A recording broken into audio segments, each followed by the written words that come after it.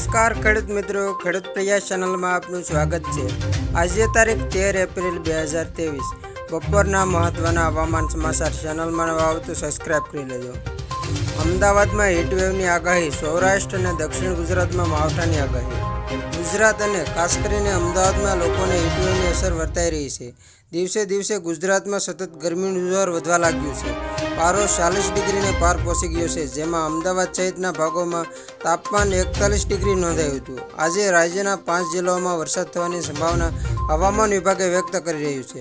આવતીકાલે 14 એપ્રિલ અને 15 એપ્રિલ એમ 2 દિવસ અમદાવાદમાં હીટવેવની આગાહી વ્યક્ત કરવામાં આવી છે, તો બીજી તરફ આ 2 દિવસમાં કોઈ 1-2 સ્થળે વરસાદની સંભાવના જોવા મળશે। એમાં પણ ખાસ કરીને આજે 13 એપ્રિલે દક્ષિણ ગુજરાત અને સૌરાષ્ટ્રમાં કમોસમી વરસાદની સંભાવના છે।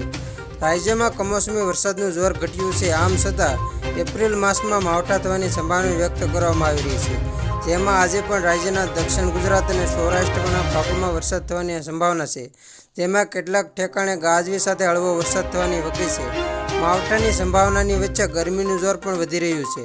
રાજ્યના કેટલાક ભાગોમાં ગાજવી સાથે હળવો વરસાદ થવાની શક્યતાઓ વ્યક્ત કરવામાં આવી છે, જેમાં સૌરાષ્ટ્રના અમરેલી, ભાવનગર અને દક્ષિણ ગુજરાતના સુરત, નવસારી, વલસાડમાં ગાજવી સાથે હળવા વરસાદની આગાહી હવામાન વિભાગ દ્વારા વ્યક્ત કરવામાં આવી છે। આ સિવાયના ભાગોમાં રાજ્યનું આજનું હવામાન સૂકું રહેવાની શક્યતાઓ વ્યક્ત કરવામાં આવી છે। હવામાન વિભાગના અમદાવાદ કેન્દ્ર દ્વારા જે 5 દિવસની આગાહી કરવામાં આવી છે, જેમાં માત્ર આજે જ વરસાદની શક્યતાઓ છે।